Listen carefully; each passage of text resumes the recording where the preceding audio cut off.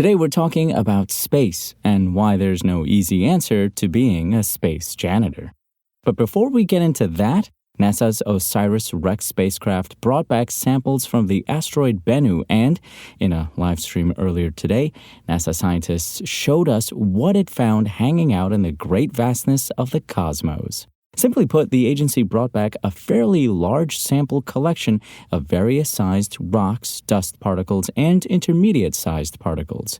The big news here is that samples from the 4.5 billion-year-old asteroid contain not only carbon, which is to be expected, but also water. These are the building blocks of life on Earth and likely everywhere else, so this is a big deal.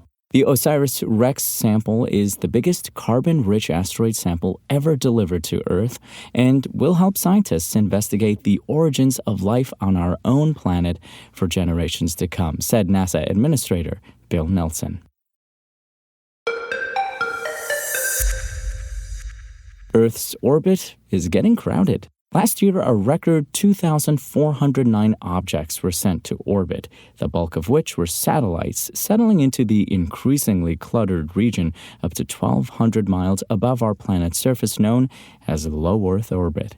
Another 2,000-plus satellites have joined them so far this year, according to the UN's online index of objects launched into outer space.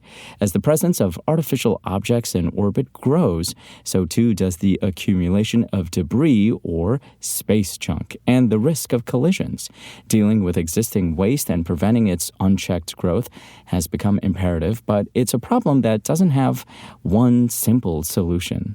Currently, the U.S. Department of Defense's Space Surveillance Network tracks more than 25,000 objects larger than 4 inches wide, most of which are concentrated in low Earth orbit, and there are an estimated millions of smaller objects still that are trickier to pinpoint. This includes everything from defunct satellites and spacecraft fragments to things as small as a paint chip, all of which can cause damage to other equipment due to the extreme speeds orbiting objects travel at. As yet, there have been no successful missions to remove extant debris from orbit. Proposals for removing this debris fall into two broad and imperfect categories, pushing them further from Earth into graveyard orbits where they pose less risk, or pulling them towards Earth where they'll deorbit and burn up in the atmosphere. One such system is being developed and tested by Astroscale. The company, headquartered in Japan, demonstrated a magnetic capture and release tactic in 2021 with its ELSA-D mission, which simulated the strategy using an extra satellite it brought with it as mock debris. In a real-world scenario, its magnet will lock onto debris floating through space and drag it down to deorbit. Astroscale is selling its own docking plates that satellite operators can affix to their equipment ahead of launches so it can easily be removed after missions end. It's partnered with UK-based OneWeb to test how this will work and plans to execute a full removal demonstration using one of the company's internet satellites in 2005 under the ELSA-M mission. Researchers have also experimented with the use of harpoons and nets to catch objects floating through space. The first mission to demonstrate these active debris removal techniques was one called Remove Debris, which launched in 2018.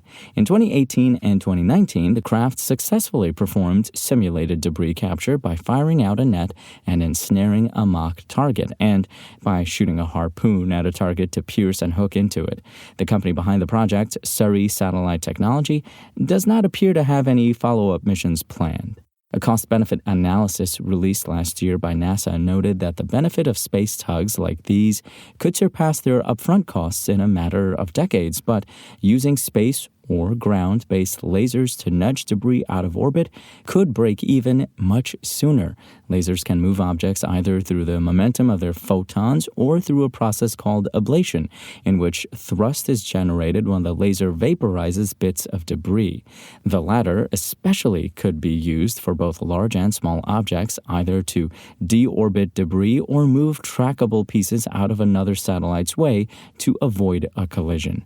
The process of laser ablation and photon pressure induces a change in velocity in the target debris, which ultimately alters the size and shape of its orbit, said West Virginia University engineer Hang-Woon Lee, who NASA recently granted up to 3 years of funding for research into this tactic. Doing so could mean avoiding potentially catastrophic events, he said.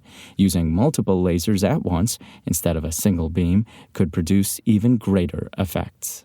Others yet are looking into means of recycling space debris, both to cut down on junk and to limit the reliance on reentries for its removal.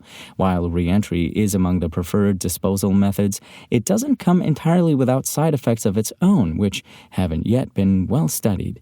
Scientists have begun to speak up about the potential ozone-depleting effects of having large numbers of satellites disintegrate in Earth's atmosphere, which releases pollutants like aluminum and nitrogen oxides. There are concerns about harmful pollution in the ocean, too, where spacecraft parts that don't fully break apart end up. There's a lot more to this story, but we're going to pause it right here. Read the rest at Engadget.com.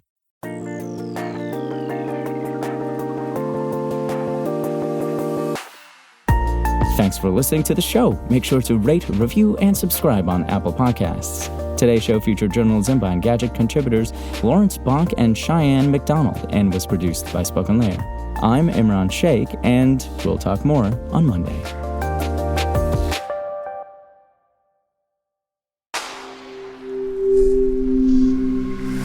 Spoken Layer.